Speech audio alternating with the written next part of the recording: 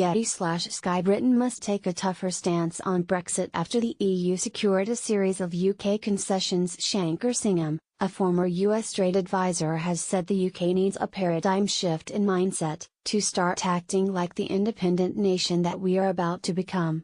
Mr. Singham, who recently set up a new trade unit at the Free Market Institute of Economic Affairs think tank, said, "We must move from a mindset where UK negotiators think the EU and UK are basically trying to sort out a problem that the British electorate has given them, but are now on opposite sides of the table in a trade negotiation.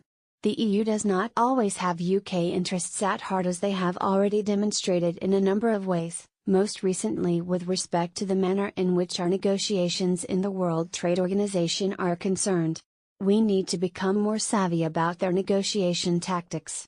So far, in the year since Article 50 negotiations commenced, it is the UK that has made concessions to the EU, which the EU has pocketed and offered little in return. This trajectory cannot, obviously, continue. He added, "What's needed now is a paradigm shift in mindset. In simple terms, we need to start acting like the independent nation that we are about to become."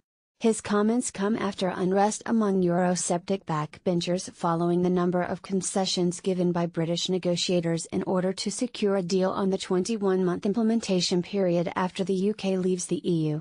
Following the deal, the Brexit Secretary, David Davis, said it would give certainty to businesses and that it allowed the UK to step out, sign and ratify new trade deals from March 29, 2019. Brexiteers, however, accused the government of giving in on key issues such as the UK taking back control of its waters. At last month's European Council meeting, EU leaders agreed on guidelines for Michel Barnier, their chief Brexit negotiator, to follow in negotiations that will now begin on the UK's security and economic relationship with the EU.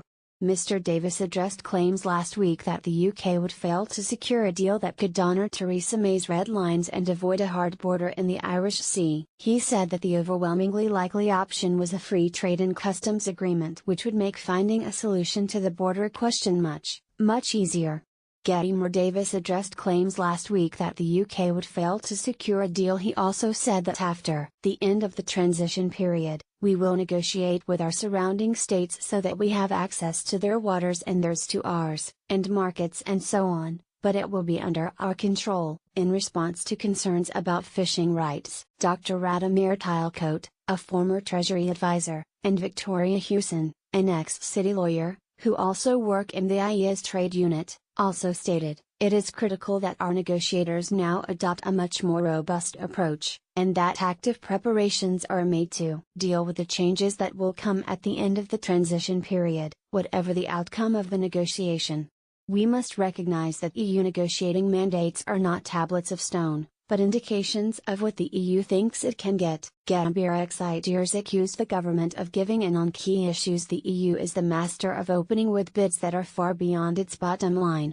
The UK must put forward sensible proposals, backed by evidence, to change the negotiating dynamics in our favour.